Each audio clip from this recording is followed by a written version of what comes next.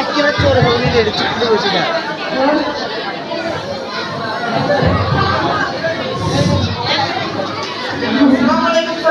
ওয়ালাইকুম আসসালাম বাবা। এই বিন্দুবাসী সেরা মাধ্যম করে বই যাচ্ছেন? আর বলো না বাবা, আমার দুই ছেলে আমাকে বাড়ি থেকে ঘর ডাক্তার দিয়ে বের করে দিয়েছে। কি বলেন দাদা? আপনার ছেলেরা আপনাকে কেন বের করে দিয়েছে?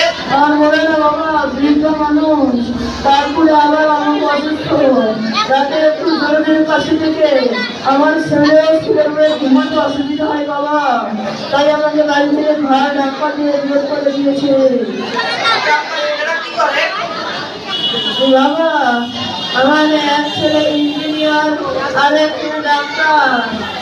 আমি তো বুঝলাম, আপনার ছেলে একটু ডাকুন তো, কথা বলবো।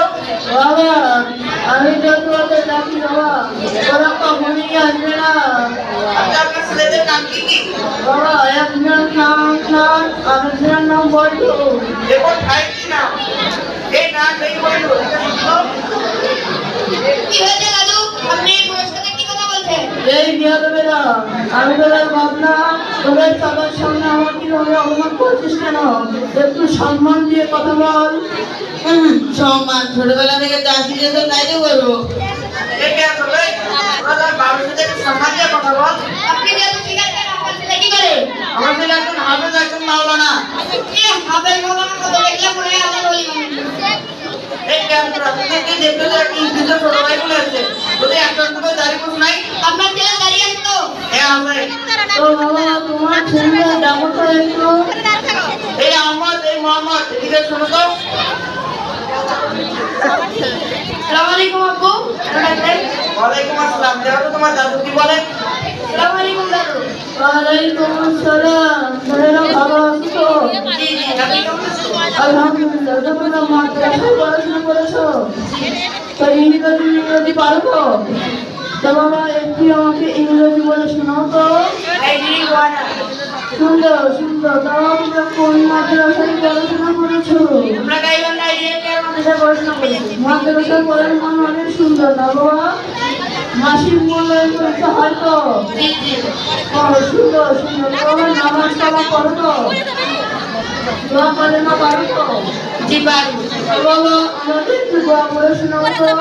আমরা বিসমিল্লাহ আবুদু ওয়াহিয়া। সুন্দর সুন্দর। তো বাবা, তোমার ছেলেদের বেতন কত? দাদা, আপনার ছেলেদের বেতন কত?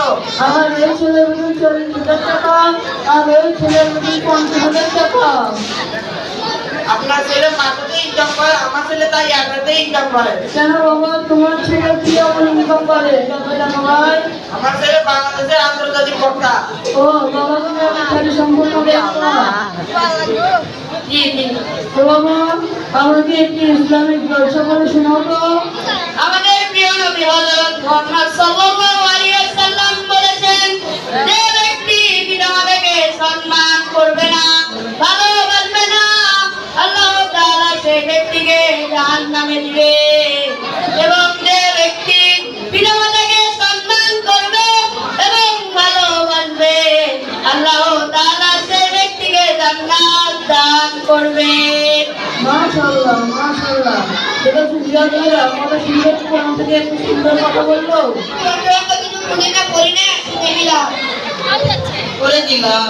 আর এই ঘটনা দ্বারা আমি বুঝলাম, ছেলে মেয়েদেরকে ডাক্তার ইঞ্জিনিয়ার বানিয়ে কোনো লাভ নেই। তাদেরকে মাদ্রাসায় করিয়ে মৌলানা হাফেজ মুবাশশির বানাতে হবে।